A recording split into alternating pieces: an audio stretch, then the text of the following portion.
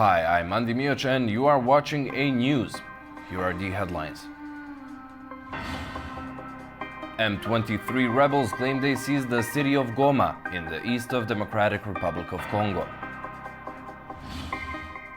Students start a 24-hour blockade of a highway interchange in Belgrade, demanding accountability for the November tragedy that claimed 15 lives. The 80th anniversary of the Auschwitz death camp liberation marked at the site. Thank you for tuning in. M23 rebels claim they seized Goma, the largest city in the Eastern Democratic Republic of Congo, despite the UN Security Council calling for an end to the offensive. Kinshasa has accused neighboring Rwanda of declaring war by sending its troops over the border to support the M23. In eastern Congo, a violent conflict has been unfolding for years, with rebel groups fighting the government for control of mineral-rich territories. The M23, a group of rebels made up mostly of ethnic Tutsis, has been at the center of this fighting. This month, they have made rapid advances in eastern Congo, with some reports indicating that they captured the city of Goma, home to about 1 million people. The M23 claims to protect Tutsi communities in Congo, but the Congolese government accuses Rwanda of supporting the rebels to extend its influence in the region. Rwanda denies the accusations, but many international observers, including the United Nations, believe otherwise.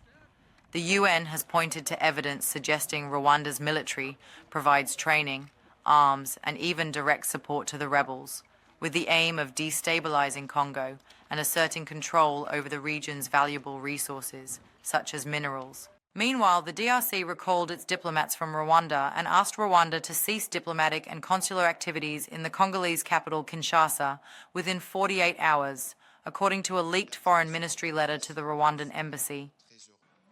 As the violence intensifies, the UN Security Council convened an emergency meeting to address the crisis, with 3 peacekeepers already killed in recent days.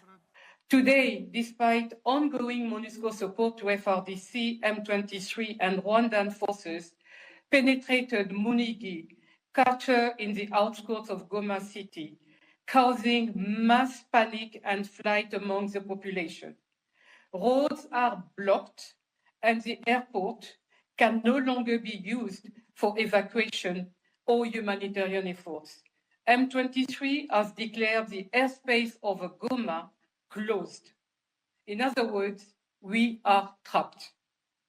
I call on this council to act now to secure the civilian population, humanitarian aid workers, and all United Nations personnel. The United States, France, and Britain have called for an immediate ceasefire and accountability for those fueling instability. The United States will consider all the tools at its disposal in order to hold accountable those responsible for sustaining armed conflict, instability, and insecurity in the DRC. The East Africa community leaders have also stepped in, with Kenya's President William Ruto calling for peace talks. He expressed grave concern over the worsening humanitarian crisis, urging an immediate and unconditional cessation of hostilities. We will be convening an extraordinary East African Community Summit within the next 48 hours to facilitate and to deliberate on this crisis and chart a way forward. However, despite numerous peace efforts in the past, the region remains in turmoil, and fears grow that the fighting could expand across borders. Thousands are fleeing in the face of fighting in eastern Congo, including soldiers. Residents of Goma reported heavy gunfire near the airport, the city center, and close to the Rwandan border. UN peacekeepers began evacuating staff and their families to Rwanda. For the latest on the conflict in the DRC, we go to Kinshasa and our Chris Ochamringa. The UN Security Council has called for an immediate cessation of hostilities by the M23 rebels and Congolese forces as fighting intensified in the east of the Democratic Republic of Congo.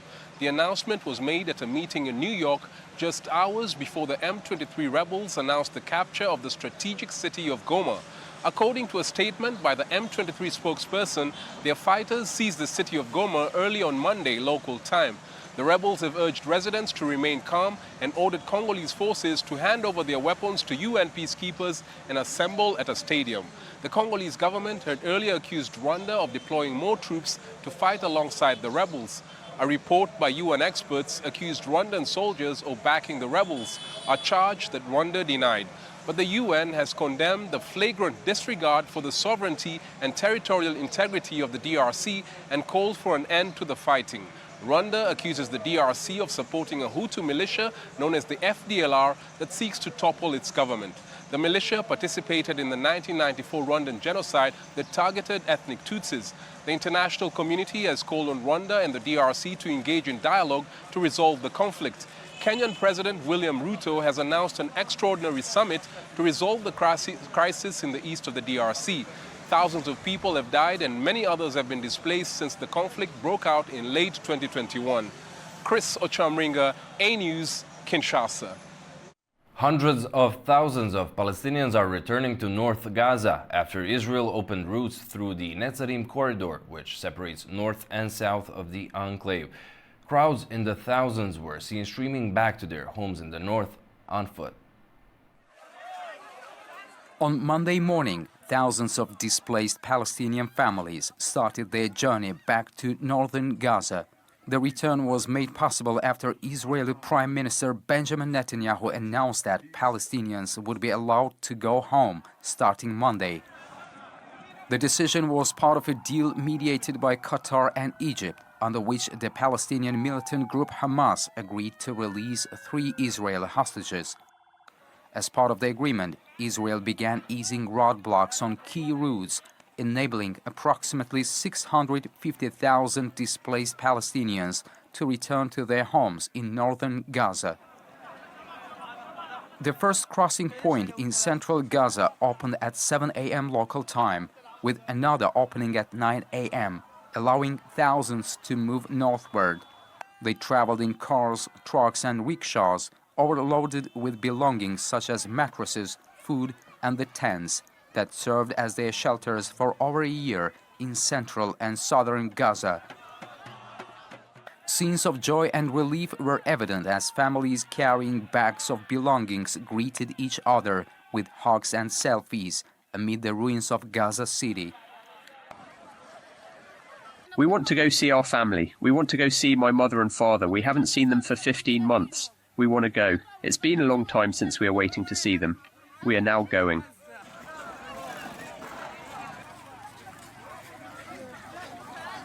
I haven't seen my family for a year and a half. I want to go back to see them. I've been waiting for 3 days to go to my parents. We are tired. I want to go to Gaza City. We're not coming back here.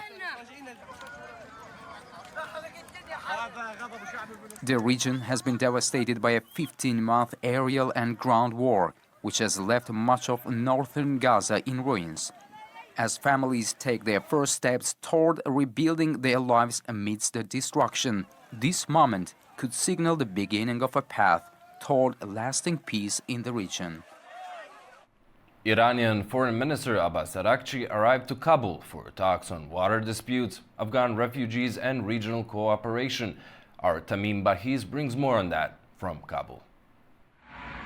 Iranian Foreign Minister Abbas Araghchi landed in Kabul for a one-day visit, signaling a critical step in Iran-Afghanistan relations amid shared opportunities and challenges.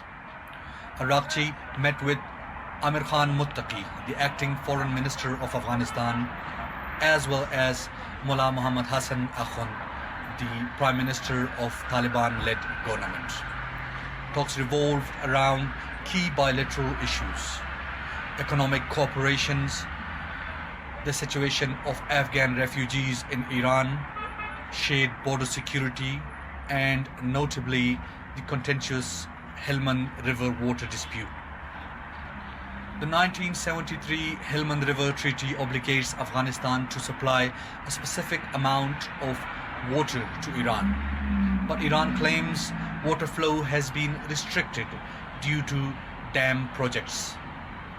This issue has escalated tensions particularly during droughts, with Iran calling for the full implementation of the treaty. In his meeting, Araghchi emphasized Iran's commitment to mutual respect and non-interference in Afghanistan's internal affairs, while highlighting the inseparable link between the two countries' stability and prosperity. Meanwhile, Afghanistan's leadership expressed hopes for deeper diplomatic ties and urged Iran to improve conditions of Afghan refugees. With an estimated 3 million Afghans living in Iran, their future remains a pressing issue in bilateral talks. Araghchi's visit concluded with meeting the defense minister and a brief outing in downtown Kabul, underscoring a day filled with both diplomacy and symbolism. Whether this visit yields tangible results remain to be seen, but it underscores the critical importance of cooperation between these neighboring nations. Tamim Bahiz, A News, Kabul, Afghanistan. The World Food Programme in Afghanistan says it can only feed half of the millions in need due to international aid cuts and U.S. funding freezes. Concerns over Taliban restrictions on women and global emergencies have contributed to reduced donations. Millions of Afghans are at risk of starvation, according to the World Food Programme, which says its funds are limited. This comes as the United States freezes almost all foreign assistance following an executive order signed by US President Donald Trump.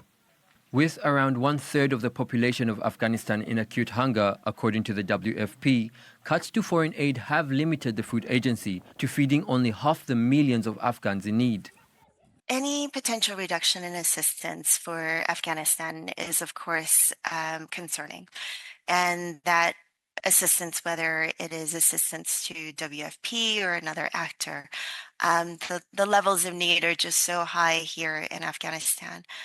And I certainly hope that any decisions made, any implementation of decisions made, take into consideration, just as I kind of mentioned earlier, it's the people and the needs of the people. Afghanistan's economy has been on the brink since the Taliban took power in 2021, seeing 23 million people living in acute hunger.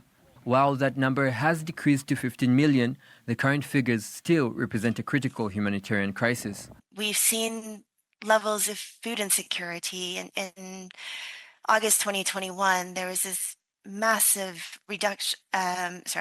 deterioration in food security, just rapid levels of hunger that rose. And that winter, we saw the IPC, people in acute hunger at 23 million people. And now we're just a little bit shy of 15. So in that respect, it seems like things are a lot better. But 15 million people is still 1/3 of the country. And it's 1/3 of the population who are really struggling. Afghanistan's humanitarian plan was only just over half funded in 2024. That's according to UN data. Aid officials have flagged fears this could fall further this year. The U.S. will not go ahead with tariffs on Colombia after Bogota agreed to accept deported migrants without restrictions, the White House said. Earlier, Donald Trump ordered 25% tariffs on all Colombian goods after its president, Gustavo Petro, barred 2 U.S. military deportation flights from landing in the country on Sunday.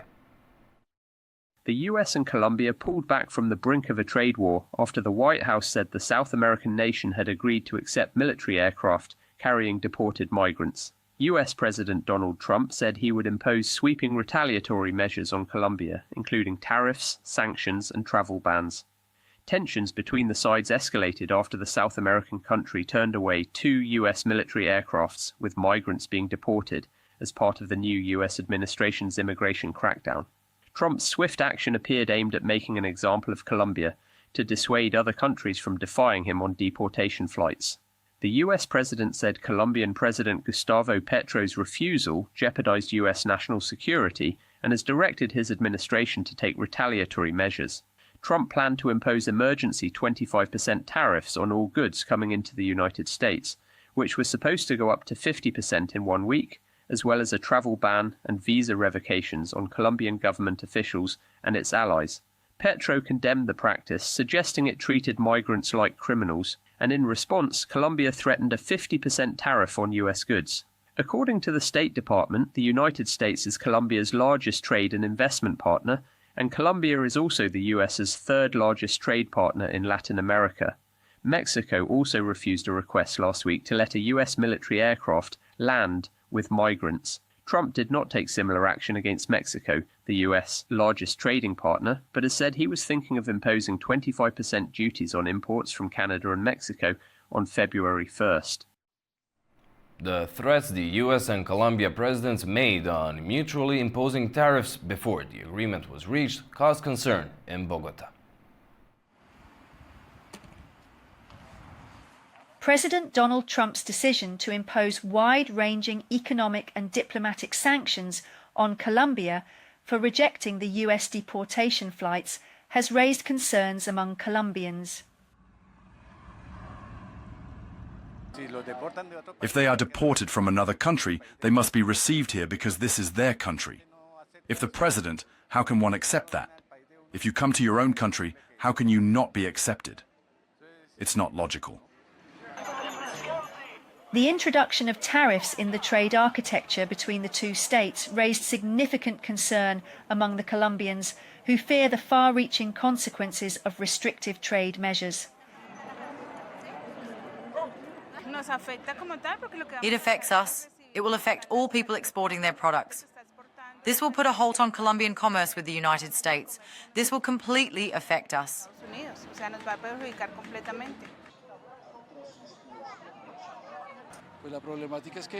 The problem is that President Gustavo Petro needs to think with a cold head.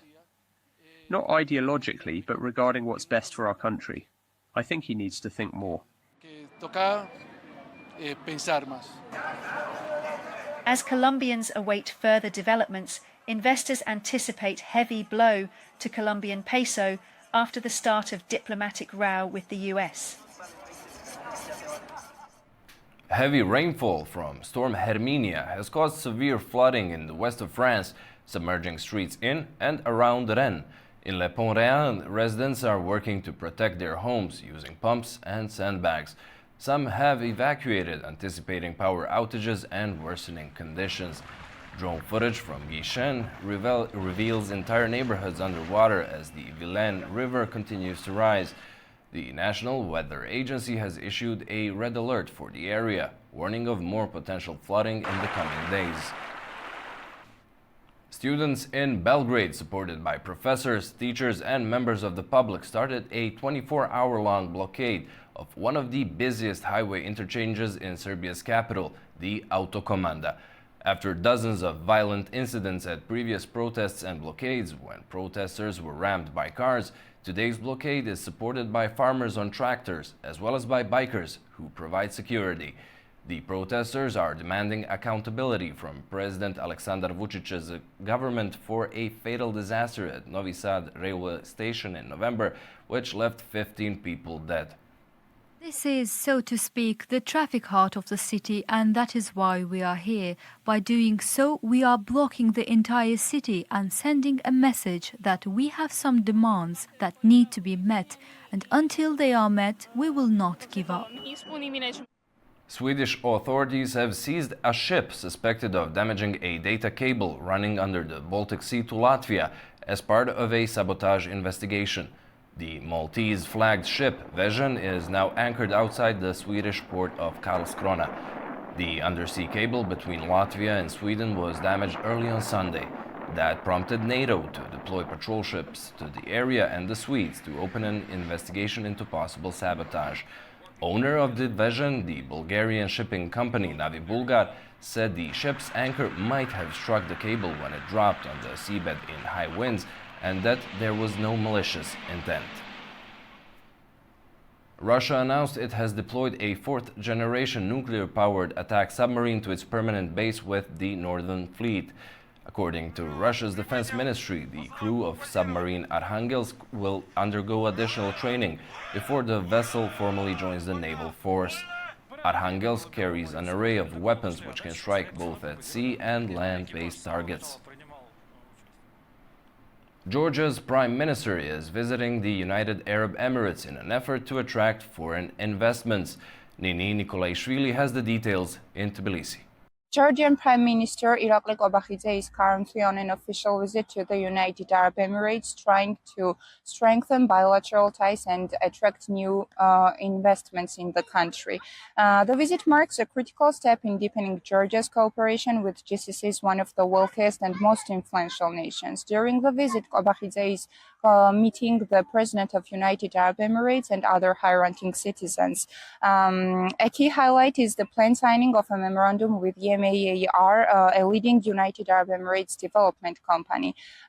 This agreement is expected to bring multi-billion-dollar investment to the country and boosting economic growth. Additionally, discussions with Abu Dhabi's State Investment Company and Abu Dhabi's Post Group are set to expand collaboration on strategic projects, particularly in logistics and transformation. The Tbilisi Dry Port project is one example of how this collaboration is reshaping Georgia's connectivity within the Middle Corridor as a vital spot linking Europe and Asia. Georgia's close ties with United Arab Emirates, bolstered by a comprehensive economic cooperation agreement, offers immense potential. With increased cooperation in trade, reusable energy, and logistics, the country is poised to benefit economical growth, said the first Vice Prime Minister of Georgia, Minister of Economy and the Sustainable Development, Levan Davitashvili. Georgian Dream claims that for Georgia, this agreement is not only an opportunity to attract new investments, but it's also to cement its role as a regional hub for trade and development. The impact of such collaborations could transform economical landscape, positioning Georgia as an attractive partner in region. I'm Nini Nikolaishvili reporting from Tbilisi, News. In technology news, the DeepSeek app, a low-cost chatbot built by a Chinese AI company which was launched last week, has overtaken rivals, including ChatGPT, to become the most downloaded free app in the United States. DeepSeek caused a turmoil in the stock market, with shares in chip giant Nvidia falling 10%, while Microsoft and Meta were also lower in early trading in the US on Monday. The chatbot is powered by the open-source DeepSeek V3 model, which its researchers claim was developed for less than $6 million, significantly less than the billions spent by rivals. Alexander Lukashenko secured another term in office as president of Belarus, according to the preliminary results published by the country's Central Election Commission. Belarusian leader Alexander Lukashenko has been re-elected president with 86.82% of votes, according to preliminary results announced by Central Election Commission Chairman Igor Karpenko. 5,916,195 voters took part in the elections. This makes 85.69% of voters. Thus, the elections of the President of the Belarus Republic are considered as those that have taken place. In comparison, Lukashenko secured 80.10% in the 2020 election. In these elections, other candidates Oleg Gaidukevich, Anna Konopatskaya, Sergei Sirenkov and Alexander Kizhnyak received modest support. Additionally, 3.6% of voters choose to reject all candidates. The Central Election Commission will announce the final results on February 3rd. Foreign leaders congratulated the president of Belarus, Alexander Lukashenko, on his victory in the elections, including presidents of Kazakhstan, Uzbekistan, Azerbaijan, Tajikistan and Russia. Survivors and world leaders arrived in Poland to commemorate the 80th anniversary of the liberation of the former Nazi death camp Auschwitz. Representatives from 60 countries and international organizations, including Polish President Andrzej Duda, Ukrainian President Volodymyr Zelensky, German Chancellor Olaf Scholz, and Britain's King Charles, attended the ceremony. Wreaths were laid at the site in memory of the victims. The ceremony emphasized the importance of remembering the Holocaust to prevent such atrocities in the future. Around 1.1 million people were killed in Auschwitz, the largest Nazi death camp. Most of the victims were Jews, killed on an industrial scale in gas chambers, but also Poles, the Roma, Soviet prisoners of war, and people of other nationalities. Auschwitz, the biggest and most notorious of the Nazi concentration and death camps, stands as a chilling reminder of the horrors of the Holocaust. Established in 1940 in southern Poland, Auschwitz-Birkenau began as a detention center for political prisoners, but soon became a vast network of camps dedicated to the systematic extermination of Jews and other groups deemed undesirable by the Nazi regime. By the end of World War II, over 1 million people, primarily Jews, had lost their lives in the camp, many in gas chambers or through forced labor, starvation, disease, and brutal medical experiments conducted by Dr. Joseph Mengele, known as the Angel of Death.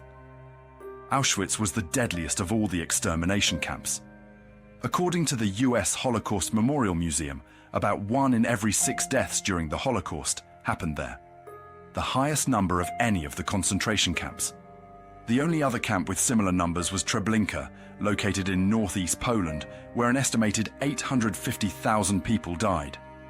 The Auschwitz complex consisted of several sections, with Auschwitz II, also known as Auschwitz-Birkenau, being the most infamous.